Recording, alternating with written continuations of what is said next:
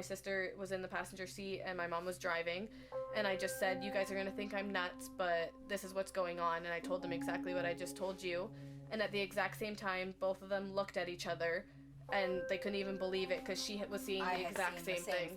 I had my own apartment already, and I would stay over once in a while, so I was in her spare bed, and same thing, I was rolling over to get comfortable, and right over the bed was this huge, super tall, it just looked like he was in a black long jacket just staring at me, and I actually went to scream out loud, and I couldn't scream, but it was like this feeling came over me that calmed me, like I didn't have to, and so I blinked and it was gone. That was it.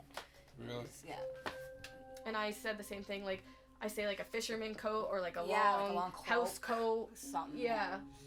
So Ashley had told me first. Yeah, Mom knew I saw it. Yes, and I said, don't tell your sister about that because I don't want her to be scared.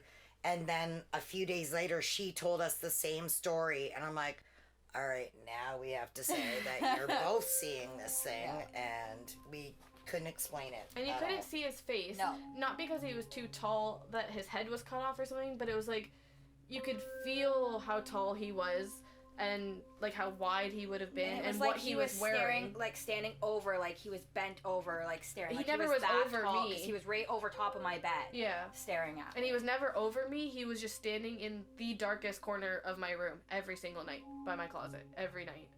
Yeah, no, But you could feel that it was a man. Mm-hmm. Like you knew that it was a man. So, but then once we talked about it, did it happen anymore? I only saw it that one time. Okay. And so actually, I had told Joe. I don't even know if I've ever told you this. You told me that when we talked the other day. Yeah, so I had told Joe about it, which is my sister's husband, and he was kind of into all the spiritual things and everything.